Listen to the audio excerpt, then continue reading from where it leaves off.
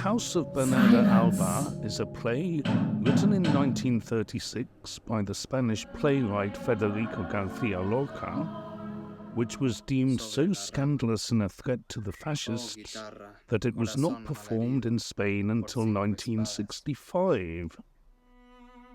And so I drove from the Alhambra to Fuente Vaqueros to see his house. Well, what a treat! I am in the house where Federico Garcia Lorca, the poet and playwright, lived. There was a group booking that they cancelled, so now I have the place to myself.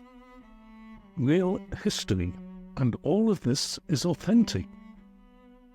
The drawing of the artist, the piano where he played, and apparently he was a very good pianist. Unlike me, I cannot even tell if the piano is in tune.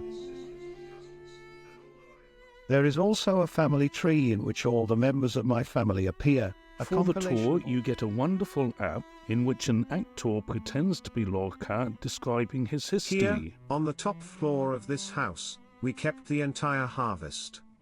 My father wrote down every piece of information on the wall, and you can still see in some places the dates, instructions and accounts made by him.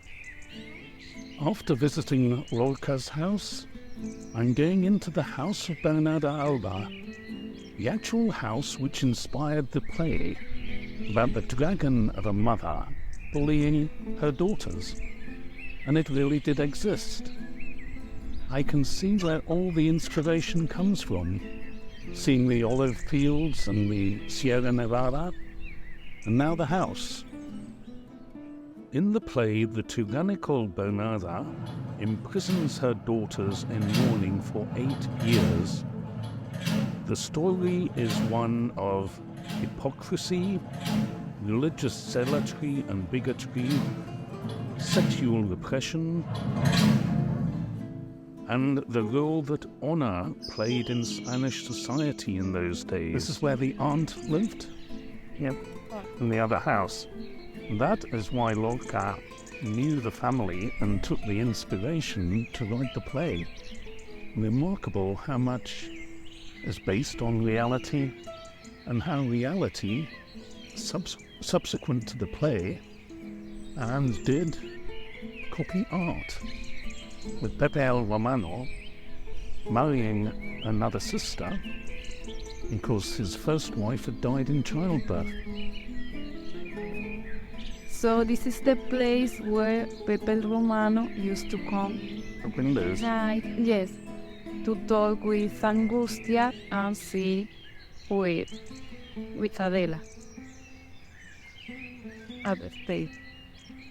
So this is the patio in the stables which features in the play, where Pepe el Romano comes to these windows, talks to Angustias, and has his way with Adela. It's all real. I mentioned the land and the Vega, which were the inspiration for some of the rural plays, Yerma and Bodas de Sangre. Fascinating to see so many olive trees. Spain is the world's biggest producer. And from the Vega, it was heading towards Córdoba and a stop in Zujeros.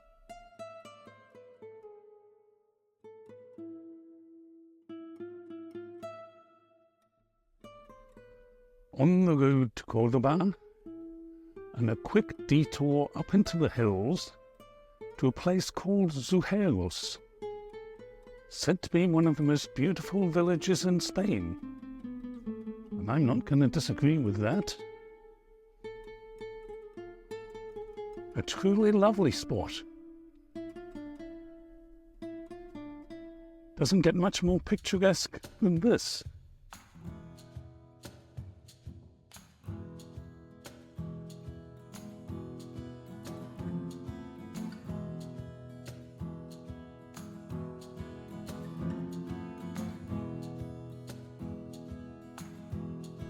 And before heading to Córdoba, I could not resist my typical Spanish lunch in a garden patio. Next up, it's Cordoba itself.